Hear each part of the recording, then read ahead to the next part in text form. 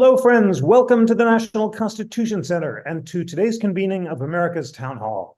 I'm Jeffrey Rosen, the president and CEO of this wonderful institution. Before we begin, let's inspire ourselves, as always, by reciting together the National Constitution Center's mission statement. Here we go. The National Constitution Center is the only institution in America chartered by Congress to increase awareness and understanding of the U.S. Constitution among the American people on a nonpartisan basis. We have some great programs coming up. In May, on May 15th, we'll have a discussion of AI and the Constitution. On May 20th, we'll talk about illiberalism with Stephen Hahn and Manisha Sinha. And on June 12th, Yuval Levin and Asa Rana will talk about the question of, can the Constitution revive the American dream? I am so excited, friends, to share with you today's special guest, A.J. Jacobs, to talk about his new book, The Year of Living Constitutionally.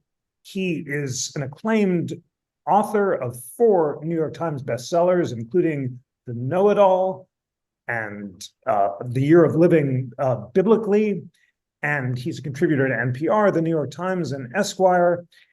I was so delighted when he agreed to join to talk about the Year of Living Constitutionally with the National Constitution Center. Please join me in welcoming AJ. AJ, thank you so much for coming. The book is marvelous. It's such a unique, clarifying, thoughtful, and fun attempt to resurrect what it was like to live at the time of the founding and what it could tell us about the Constitution today. Let's begin with the obvious question. Why did you decide to spend a year living constitutionally? Yes, before I get to that, I just want to thank you, because I could not have written this book without your work, Jeff, and the National Constitution Center, the website, the podcast, the museum. It was so helpful. So huzzah for the National Constitution Center. And I am wearing a tricorn hat for those who can't see me. But so I do commit. I started this project because I saw a report a couple of years ago that most Americans have not read the Constitution from start to finish. And I realized I was one of those most Americans. And yet every day I would see a news story about how this document has a huge impact on how we live our lives, still the center of heated debate. And I decided, okay, I need to understand or try to understand the Constitution the best I can. So I decided to read it. But more than that, I decided to immerse myself in it and its world. And that's what I'd like to do as a writer. One of my previous books was called The Year of Living Biblically. And so for that one, I didn't just read the Bible, but I actually followed the 10 Commandments. I grew a beard. I wore the robe. I committed to the bit, as my son says. And so for this one, I said, I'm going to try to spend a year living by the original meaning of the Constitution. So that meant carrying an 18th century musket on the streets of New York.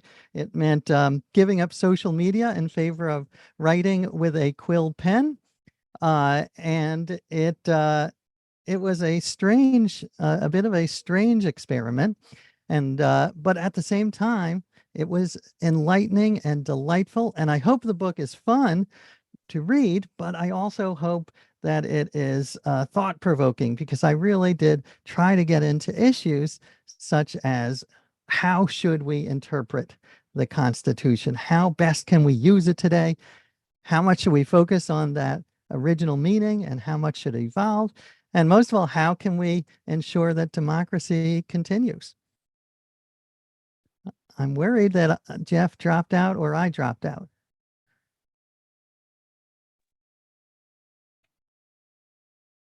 Yes, we'll double check 1 second. AJ, if you want to just continue on, maybe just say a little bit more about, the project and, what you learned from it. Absolutely.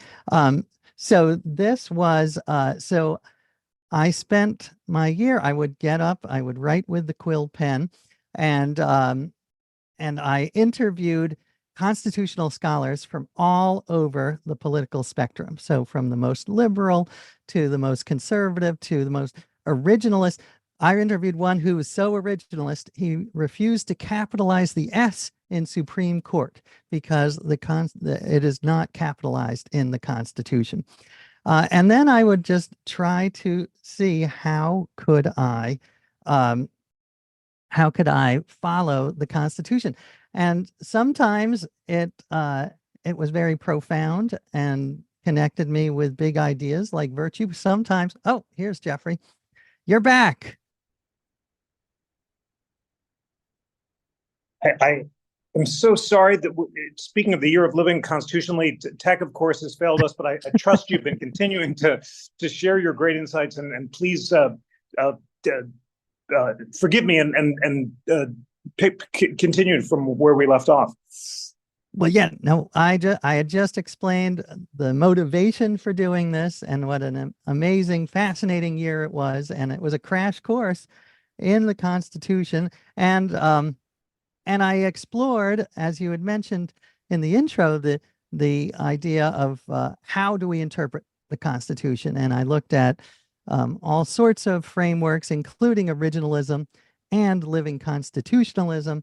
In a sense, I was trying to be the ultimate originalist and look at the Constitution not just from the original meaning, but also the original mindset and the original tools and technology. Absolutely, and I'm so looking forward to exploring what you learned about the Constitution. But first, just tell us what it was like to live constitutionally. You started following Ben Franklin's schedule. You lived by candlelight. You used quill pens. What were among the most unusual changes with that technology, and what was it like to live like Ben Franklin? Right. I figured if I was going to try to understand the 18th century, why not actually live as much as I can in modern day New York City that way? So I wrote much of it with a quill pen. I loved writing with a quill pen. I loved the sound of it, the scratch, scratch, scratch. I loved the fact that when I was writing with a quill pen, there were no dings or pings or instant messages. I could just focus on what I was writing. And I do think that it changed the way I thought. I do. And I hope I became a more subtle and profound thinker. And because when you are typing with your thumbs an acronym out of anger, that is a very different kind of writing than what you're doing offline. And I shudder to think what would have happened if the founding fathers had had iPhones. Would they have been able to have the concentration to write a constitution? I'm not so sure. So I don't think everyone needs to go back to quill pens, but really thinking offline, as you write in your wonderful book, reading deeply offline, writing deeply offline is very important. It's so interesting that you tried it and found it to be helpful to slow down, to write slowly, to think before you tweet. You have those great examples of actually writing tweets on foolscap and trying to hand them out to people on the street, and I think reluctant to accept them. But and you also did what Ben Franklin said, which is getting up at 5 and keeping a steady schedule and doing self-accounting. Just say more about how you found it helpful. Just not having the distractions of browsing must be useful. But have you continued to keep the Franklin schedule now that you finished the book? I have, actually. I still get up at 5 a.m., which I think would shock the me of 5 years ago. But I do get so much more done. And I actually love another part of Ben Franklin's schedule was that when he got up, the first thing he did was what good can I do today? Which I just love. Is such a great moral compass. And I wrote it with a quill and put it over my desk, because if I'm doing something, if I go on Instagram and post and it doesn't get enough likes and I start to get angry, then I look at that little saying, what good can I do today? And I say, well, is this really what I'm supposed to be doing with my life, is getting angry about the lack of likes? No, let's refocus. And it's as you point out, it's not that I'm being selfless. It's also makes me happier, because virtue does lead to happiness. It does, because you feel like you're using your time productively and not idly browsing and reading instead is a habit that I developed during the COVID year that did change my life. And you just feel like you're using time better. Was it, tell us about other things that were hard to give up. You had the beef smelling tallow candles that you gave up for a better smelling one. And your wife was very indulgent about this whole project, but what were some other inconveniences? Right. Well, it does make you grateful for some modern conveniences. I think that, as we talk about, social media is a double-edged sword, but I have never been more grateful for Elastic. Elastic and democracy. Those are the two takeaways. I am so grateful for both of them. But I was wearing the clothes, so I would put on these woolen socks, and they didn't have elastic, so they would fall down to my ankles. So every morning I had to put on sock belts. They weren't even garters. They were pre-garters, just little belts.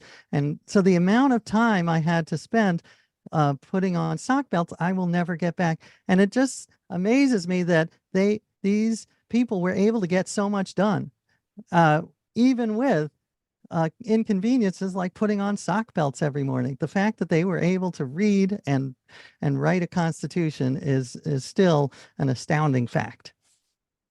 How did they do it? As you say, sock belts and freezing and sleeping in the same beds and disease and no antibiotics. But they spent so much time reading and writing. Just fewer distractions or more discipline? How do they do it? I think so. I mean, you know probably better than me, but I do think when you slow down, ironically, paradoxically, you are more efficient, because it's not that I was working slowly. I was working quickly. It's just I didn't have the distractions that seem like they're making your life better.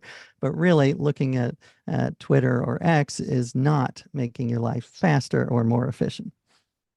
So true. And those distractions are so crucial. And Jefferson has that great line, I've given up newspapers for Tacitus and I feel much better. And it is true that when you're not constantly on the news and actually reading books, you can change the world.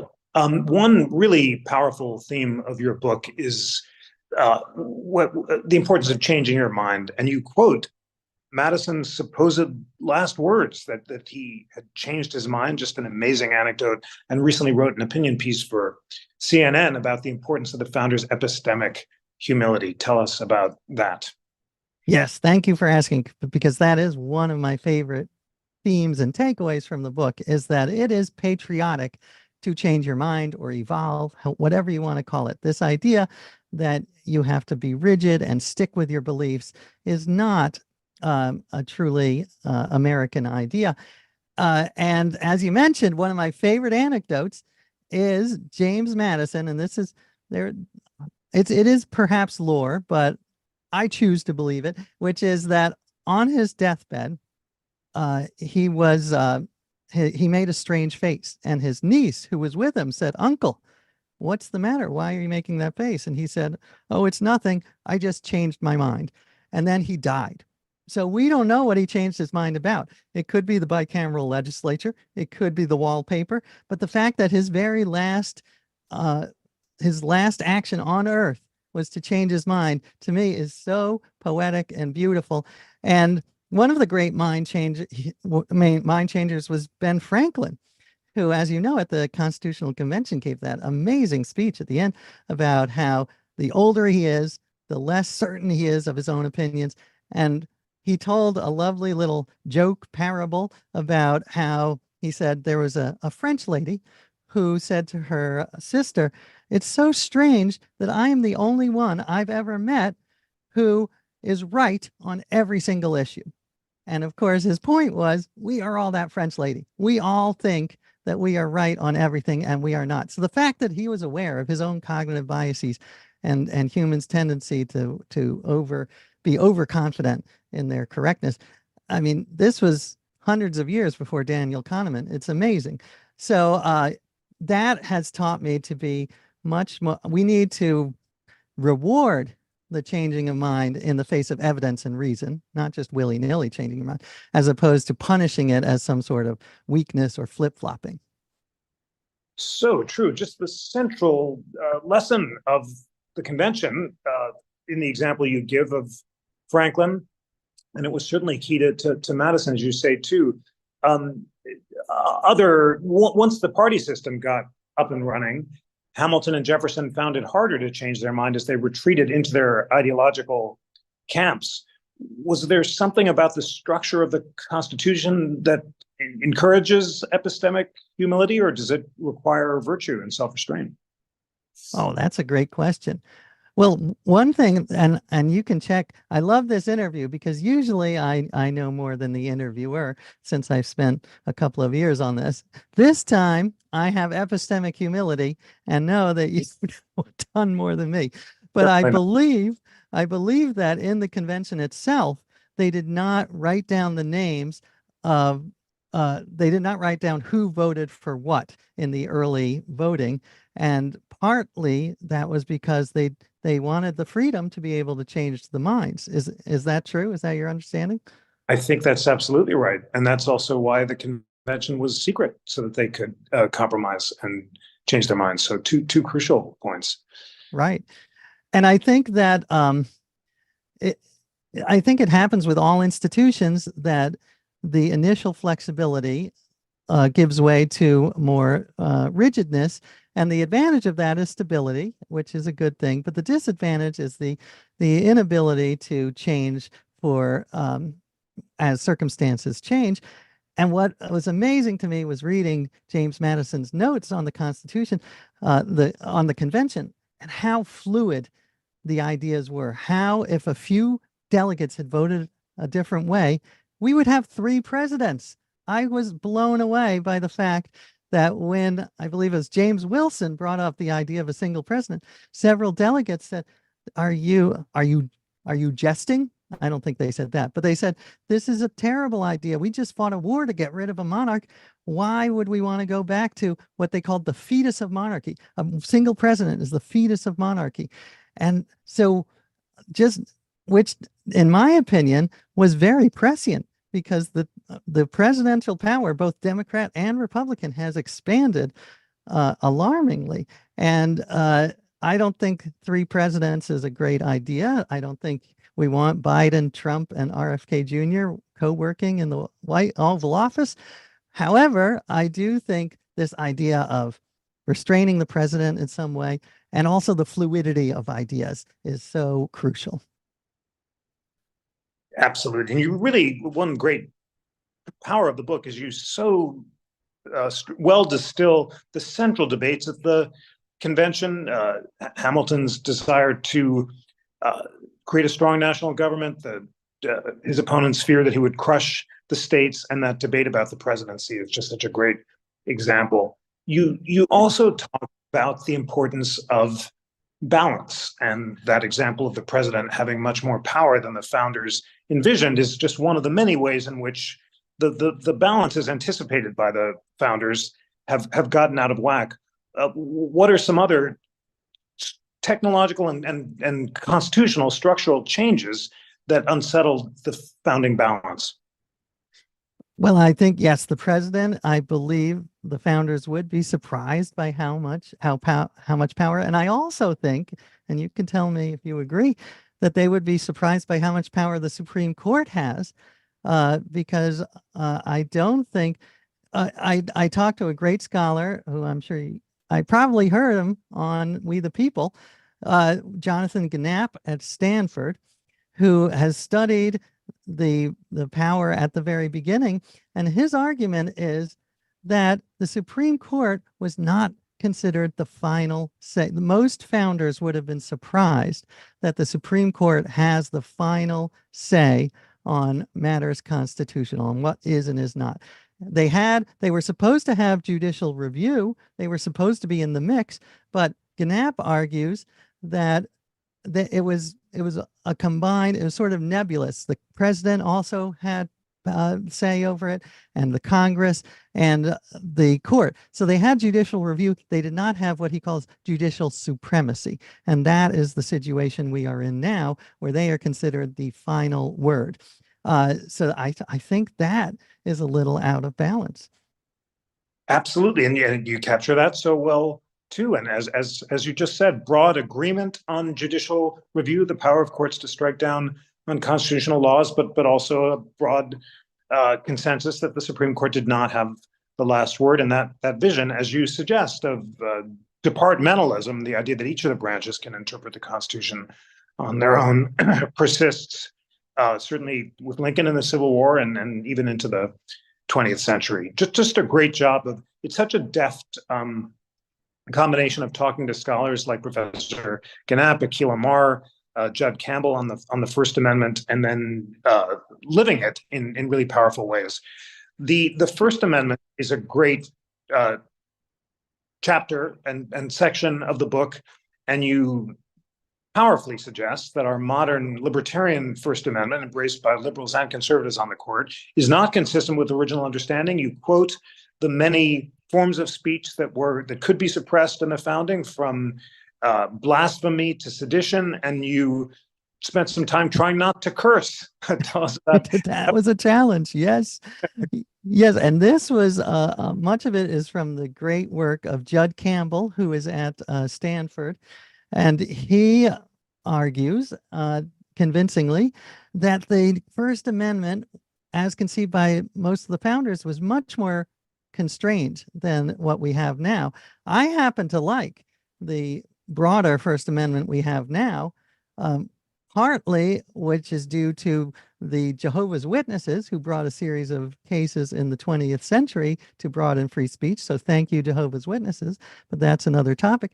But back then, he argues, we had a much more, it was the right of free speech was balanced against the common good.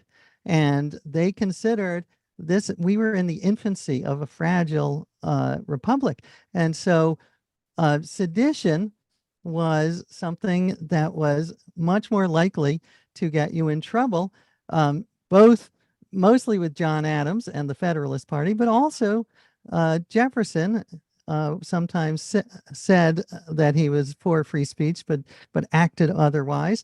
And so you had constraints like, as you said, state laws. These are state laws because those are not covered by the First Amendment until much later. State laws that said you could not curse. In New York, it was 37.5 cents for every time you cursed or blasphemed. So I have teenage sons. I was like, this is a good way to clean up my family. So I tried to fine them 37.5 cents per curse. It didn't go well because they argued we don't have half a cent. But I did find it fascinating that you had a much more constrained view of what we're allowed to say. And even I looked at some Connecticut laws about free expression in the early 1800s. They banned acrobatics and juggling. They had something against juggling. So it was a much stricter view of what we could say and do. It was indeed. And how did the modern conservative originalists deal with the fact that the First Amendment that the court is enforcing today does not seem consistent with original understanding? That is a great question, and one that, what's interesting to me is when it comes to originalism, and by the way, like you, I think it's very important to steel man both sides as opposed to straw man. So steel man, make the other side. So in the end, I probably lean more towards pragmatism or living constitutionalism or pluralism, this idea that there are many, that you should only focus or mostly focus on the original meaning. However, I wanted to make clear the advantages and allure of originalism. But when you're dealing with it, there are two questions to me. First, are the originalists following the original meaning? Are they getting it accurate? And second, is that the best way to interpret the Constitution and make make judgments? And for the First Amendment, I would argue they are not interpreting that correctly, at least according to the latest work by folks like Judd Campbell, because I asked Judd outright, I said, what would the founders think of something like Citizens United, where it is considered donations to politicians are considered free speech and corporations are considered covered under free speech? He said, no, there's no way the founders would have approved of that. They were very concerned about the corruption of money in politics, and that is just not the way they envisioned free speech. As he pointed out, it was a balance. You had natural rights. You were born with natural rights, but those rights, once you entered into society, you made a contract, and those rights had to be balanced against the common good. You well articulate the arguments on both sides, and you've got a great chapter or section, a complete listing of all arguments for and against originalism that everyone will agree is absolutely definitive and error-free. I love that. I was trying to blunt criticism because I know I will get some. Well, it was a great effort to try to steelman the arguments, as you say, both for and against, and maybe just give listeners a sense of some of them. Objection one, why should we be bound by a 237-year-old piece of parchment? What are the originalist response and the living constitutionalist counterpoint to that? The originalists might say, well, it's like a contract or it's like a recipe. Those are two metaphors they use. So you can't just willy-nilly change it. It has a mechanism, Article 5, for changing the Constitution if you don't like it. But otherwise, you should not be changing it. It would be like if you hired a contractor to install a new faucet and they said, oh, well, I also decided to put a bed in there and a chandelier and hope that's okay. On the other hand, the living constitutionalists would say that, well, yes, exactly. That's the problem. This is a 237-year-old document. Technology changes, but also morality changes. So something like the 14th Amendment, which was originally meant to protect Black men against the racist attacks by Southern states, and that's what equal protection and due process refers to. But now we realize there are many other marginalized groups who need protection. So the 14th Amendment should apply not just to one group, but also to women, to gay people, to trans people, whatever. So that is, those are two ways to approach the interpreting of these passages. Very well presented as you do in the chapter, and maybe just put one or two more on the table because it's helpful. You have objection 3 and 4, that originalism is a smokescreen to justify conservative opinions, and originalism doesn't achieve its stated purposes, which are to restrain judges. What are the originalist and living constitutionalist responses to that? Along with, we'll just put them all on the table, the Supreme Court's new emphasis on history and tradition is confusing, arbitrary, and not even originalist. Great. Yes. Okay. You're making me work. I have to remember these, but I'm going to try. I'm going to do it. So yes, the first one was that originalism is just a smokescreen for conservative opinions. So progressives would argue it is a really weird coincidence that originalism, which is supposed to be an objective way to interpret the Constitution, always seems to align with conservative values, such as the Dobbs decision about abortion or gun rights. And so their argument is, intentionally or unintentionally, they are just using originalism as confirmation bias to approve of their own values. The originalists might argue back, well, that's not true. Look at the evidence. Scalia, Antonin Scalia, one of the founders of modern originalism, said, I ruled in the flag burning case that it should be allowed, even though it is deeply offensive to me. I ruled under the First Amendment, it should be allowed. So I do go against my principles and just try to go by the original meaning. And then to which progressives often respond, well, that's one case. Let's hear some more. And so they would say, statistically, it is more likely to align. So that is one debate. And remind me, what was the other one we were discussing? The last one, you say the Supreme Court's new emphasis on history and tradition is confusing, arbitrary, and not even originalist. That is the central new debate introduced by the Bruin case, as you say, and what are the arguments for and against that claim? Yes, and I got a lot of this research from the great podcast We the People, which had an excellent episode on originalism 3.0, as some call it.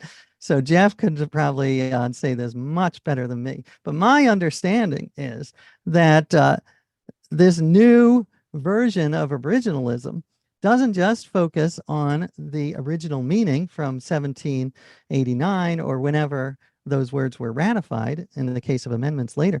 So it's not just the original meaning, it's also something called history and tradition. So it is the laws throughout America from the founding all the way up to, and it is arbitrary. Sometimes it ends in the 1800s, sometimes it's later. And so, for instance, Bruin, the gun control ruling had a lot to do with looking at how were guns regulated in the 1800s and looking for similarities between something like, can you bring a gun on the subway? What is the 1800s equivalent of the subway? Is it going to a tavern? Is it a stagecoach? So it puts a lot of burden on the federal court judges to try to figure out what are these linkages between the past and the present. And so some originalists, progressives, of course, do not like it because it's not very forward-looking. You're mostly looking backwards. But some originalists also object to this way of looking at it because it is not the traditional originalism, which is focusing on the original meaning. It's looking at more than the original meaning. It's looking at how the laws were interpreted through the decades. Very well summed up, and you performed service in the book in distilling the strong arguments for and against these methodologies in really clear terms. In some ways, your whole book is a rebuke to the idea that history and tradition can be applied seamlessly, because as you learned living constitutionally, so much has changed, starting with your very first example of public ballots, where you go to the polling station to cast your vote out loud, and you're not allowed to do that anymore. Did the experience of living constitutionally make you more or less skepticism about originalism as a methodology? I believe that reading the originalists and their point of view did give me some respect for originalism, and realizing, yes, I understand the idea of constraining judges. We don't want these 9 unelected people to have that much power. But in the end, I do think that it is just one way of looking at the Constitution. Originalism should be, the original meaning should play a part, but it should be balanced. We talked earlier about the importance of balance in the government. I believe the same thing in terms of interpreting the Constitution. It should be balanced. You should balance the original meaning against considerations such as the consequences to society if you make this, or the stare decisis, the recent or the Supreme Court's rulings.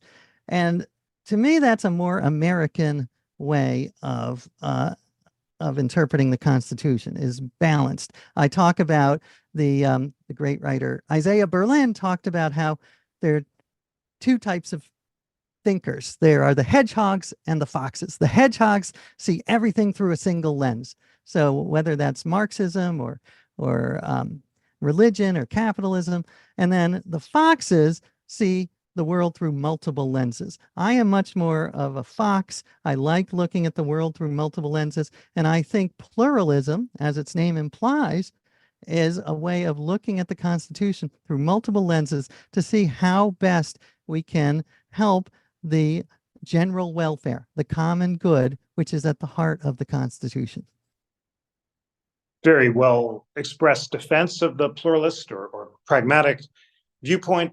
Justice Breyer was at the Constitution Center recently to talk about his new book, and also defended pragmatism in those consequentialist terms. And just to put it on the table in the spirit of debate, which is so central for the NCC, of course, the argument on the other side is, well, that just frees up judges to balance the Constitution against policy concerns. And it's not the business of judges to think about consequences. They should interpret the Constitution and let the heavens fall.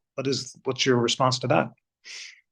I think that it would be more acceptable if the Constitution were easier to change. I think the problem is, and you can tell me if this sense is true. My sense is the founders wanted to make it very hard to change the Constitution because you don't want someone coming in and making it so that you're president for life. But I don't think they thought it would be this hard to change. I don't think that they anticipated the rigid two-party system that makes it so difficult to get that 2/3 in the Congress and 3/4 in the legislature. So if we had a way to slightly more easily change the Constitution so that, for instance, you could have a constitutional amendment on women's rights or gay rights, then originalism might make more sense. But in a world where it's so difficult and the world is changing, then something has to give. So in my view, interpretation, making it a more flexible and elastic interpretation is the best solution. What's your thoughts on that? Well, I will keep to my NCC moderator. That's true. But I was more like fact checking. How is my, did I, No. Is it harder to change the Constitution than the founders would have predicted, do you think? Well, we certainly can say that Jefferson never would have imagined that we'd have no amendments at all since the 1970s. He wanted a new convention every 19 years, and indeed centrally thought that whenever there was a dispute between the president and Congress about the scope of constitutional authority, you'd have a convention, and ultimately an amendment would have to decide. So I think it's certainly fair to say that because of polarization and other political changes, it's just harder to get amendments through than it used to be, and that isn't what the founders intended. I think you're absolutely right. You have a great chapter on amendments, and you discussed the possibilities of amendments with your friends, and then you called up Gregory Watson, an unsung hero of our republic. Tell us about him and what you learned from Gregory Watson. Oh, yes, he is a great character. I'm a big fan. He is not single-handedly, because nothing is done with just one person, but he was a large impetus in passing the most recent amendment, the 27th Amendment in 1992, which is the one that says that Congress cannot give itself a raise. It can give the next Congress a raise, which was actually proposed as one of the very first amendments by James Madison. Now, Gregory Watson was a student at the University of Texas at Austin, and he read about this, and he wrote a paper that maybe we should resurrect it. His teacher gave him a bad grade, and he said, I'm not going to accept that. I'm going to prove the teacher wrong. And he spent the next years writing letters to hundreds of state legislatures saying, this amendment is not dead. It's a zombie amendment. It's half alive, half dead. It just never got enough states. It didn't get 3/4 of the states' legislatures. If we can get 3/4 of the current 50 states to pass it, it will become an amendment. And he finally got it through years later. And that is proof that even though we do almost all things are the result of vast cooperation, one person still can make a difference in this world. And just an amazing story, and so great that you were able to talk to him and make his incredible story concrete. Gregory Watson and the amendment process was one of the issues that you discussed at your constitutional dinner party. And you had an 18th century dinner party. You invited people from all over the political spectrum for beef stew and cloves and 18th century song. What was that like, and what did you learn about what they would change about the Constitution if they could? Well, this I feel was a very National Constitution Center project, because the idea was that we need to return to face-to-face civil discussions of how to fix our country, what works and what doesn't. So as you say, I brought in conservatives and liberals. My son cooked a meal. They loved cloves in the 18th century, so it was very clove heavy. And I tried to start it light by telling a joke from an 18th century joke book that did not go over great. I'll just say it very quickly. It was about a woman married to a mathematician, but they didn't have kids. Her friend said, your husband is a great mathematician. And she replied, yes, but he cannot multiply. So a dad joke, I call it a founding dad joke, which is sort of a meta dad joke, because it's a dad joke about dad jokes. But in any case, after that, went around and said, what do we like about the Constitution? What would we change? And of course, it differed vastly depending on the person. But we, at the end, we all felt a little more optimistic, because there were some things that we could agree on, even through the disagreement. One of them was just the meta idea that we need to talk about this more. We need to gather and have more face-to-face discussions.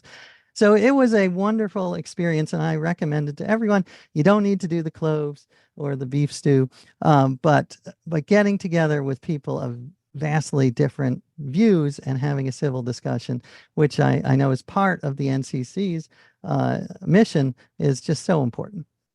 It really is. And it's just another really inspiring example of how, when you talk about questions at the constitutional dimension, what would you change about the Constitution? You can achieve unexpected agreement and always civility. And as you know, we have that great Constitution drafting project where liberals, conservatives, and libertarians were able to agree on constitutional amendments because they were discussing things in constitutional terms. That leads me to ask, do you think the discussion would have been similarly civil if you talked about politics or not? That is a great question. I hope so. I'd like to try that experiment, because I do think that is the only way. But when I talk politics, my previous book was on puzzles, my love of all kinds of puzzles, crosswords, and the Wordle and all that.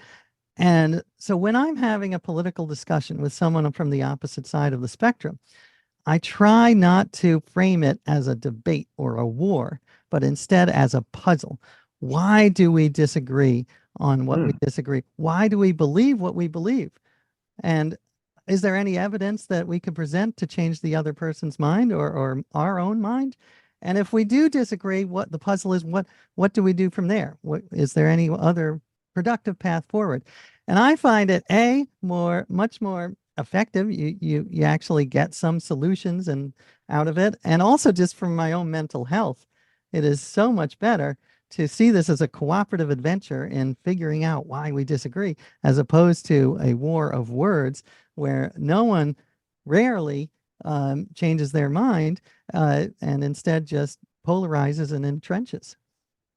What a constructive framing for a political discussion. It's just great, and you're practicing what Ben Franklin recommended, which is never tendentiously to assert opinions. It's this way, or I'm convinced. Instead, it may be so, or I hazard to, venture, or something like that. In the spirit of humility, and trying to figure out why people believe what they do is really powerful. And maybe we can try that at the NCC. Wonderful. One great theme of your book is the joy and awe that early Americans had at the idea of being able to vote. And in order to revive that feeling of wonder, you started a movement to bake cakes, election cake. Tell us about. Save democracy with cake was the idea. Democracy is sweet was our catchphrase. And this was, again, there's pros and cons to the past. We don't want to go back to 18th century voting, of course, because women were banned from voting, Black people and indigenous people. So it was bad in some ways. However, for the privileged few who could vote, this idea of voting was a new right, and there was this sense of awe that you could actually choose your leaders, as opposed to most of the rest of history when they were commanded upon you. So the voting election day was more festive. I wouldn't say it was Coachella or Burning Man, but it was, you had music, and you had farmers markets, rum, a lot of rum, and cakes. People would make these cakes and bring them to the polls to celebrate, and sometimes huge cakes, like 70 pounds. And I thought, this is a lovely idea. We have to remind ourselves that, yes, this is something we should celebrate and be joyous about, this voting. So I started a movement to try to revive the election cake, and I did it over Facebook, which I know is not very 18th century, although it is older, one of the older platforms. And I got hundreds of people across the country in all 50 states to bake these election cakes. Some of them were by the original recipe, which included, as I mentioned, cloves. But I was not a cake dictator. I was not a tough bakery boss like Lochner. I was I threw that in for you.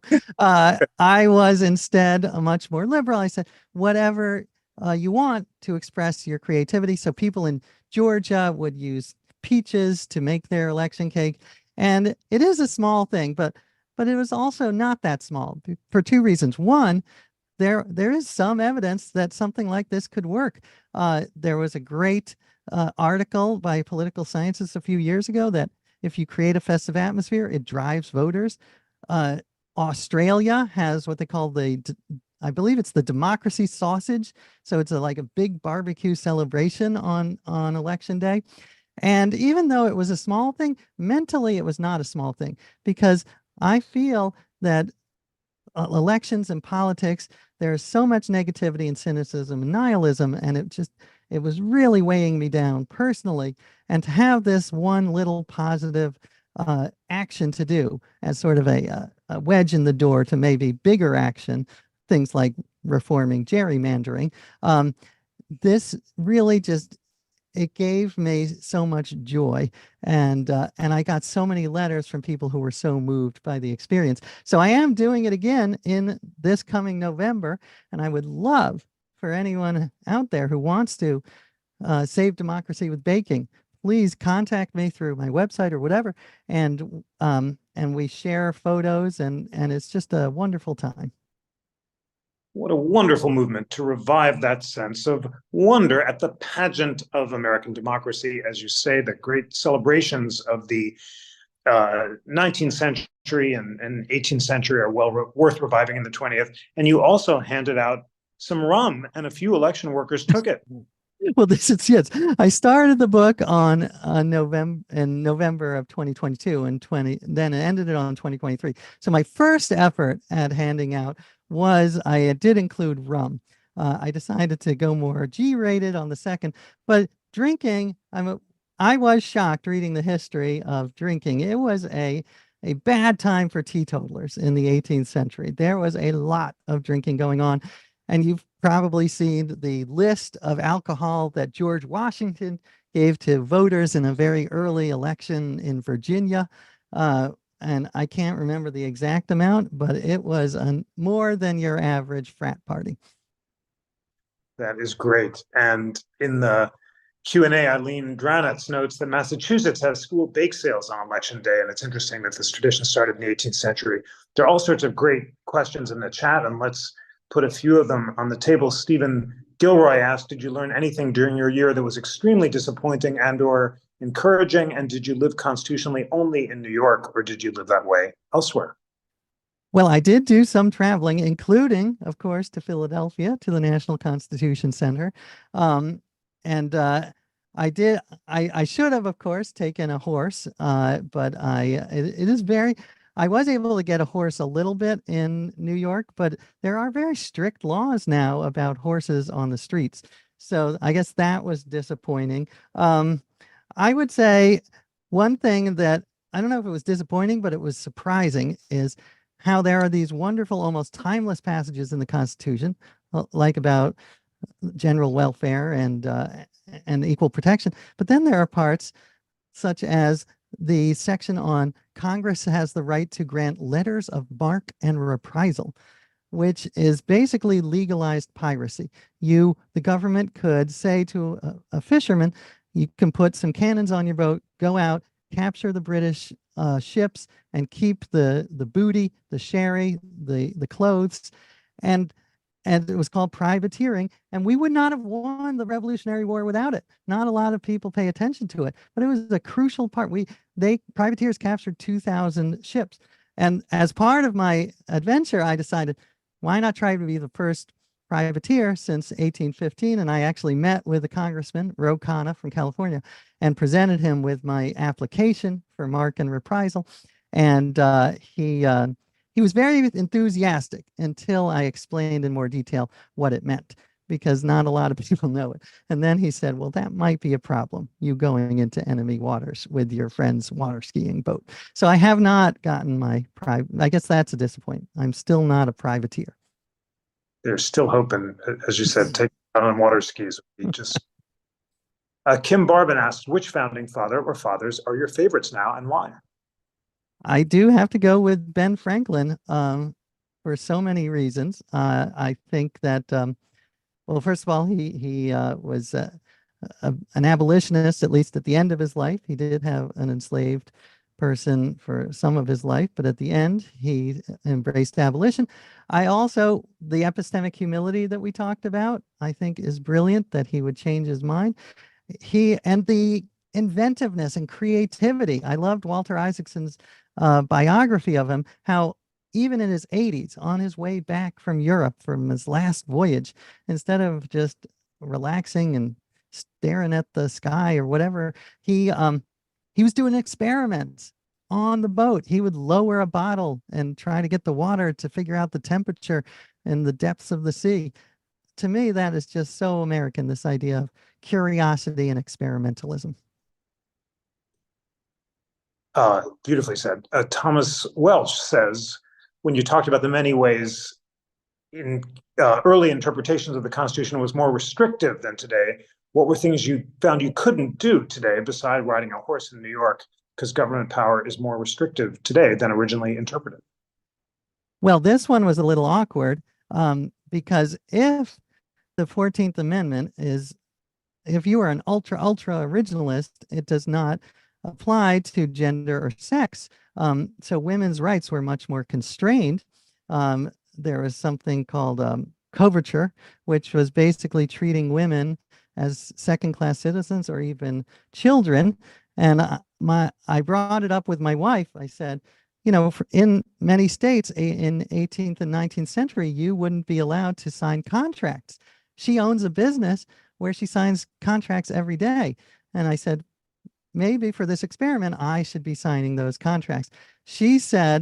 At first she said, great, I hate doing the paperwork. I was so bad at it and made such a mess, she fired me after an hour. So that is one I don't recommend we go back to. That is a very good recommendation, and that is a response to AJ Conroy's question, who asked how your wife experienced the year with coverture. Well, that's a good question. I'm going to pose from Stephen Gilroy and then ask for your concluding thoughts. As Stephen asked at the end of the year, were you more or less optimistic about the future of democracy? Oh, I love that question. I love that. And I would say I am more optimistic with an asterisk. I do believe, and I'm sure that I've heard this on the show before, but the wonderful story that Ben Franklin told about the wood carving on the back of George Washington's chair during the Constitutional Convention. It was half a sun, so you could only see half of it. You didn't know whether it was rising or setting. And at the end, when they had created this Constitution against all odds, Ben Franklin said, now I know the sun is rising. The sun is rising on America. So a lot of this project was, is the sun still rising on America? Because you read the news and you get the sense maybe it's not. And I believe that it's up to us whether it is still rising. It's not gravity. It doesn't rise by itself. We have to be the ones who go in there and try to make America more democratic and make it more perfect and live up to its ideals, and there are ways to make structural reform, whether that's term limits on the Supreme Court or gerrymandering. So I'm optimistic, but it's going to require us. It's not going to do it itself. Well, that is so eloquent that I think we can leave it there. Thank you so much, AJ Jacobs, for the energy and industriousness and love for the Constitution that led you plunge into this great project. It was just such a wonderful way of inspiring other citizens to learn about the Constitution and to live constitutionally themselves, and very much in the spirit of the National Constitution Center. It was an honor to host you, and thank you so much for inspiring us all to live constitutionally. My pleasure. And thank you for all you do. As I've mentioned, I could not have done this book without the NCC's work. Very much appreciated. Thanks to you, AJ Jacobs. Thanks to you, dear NCC friends.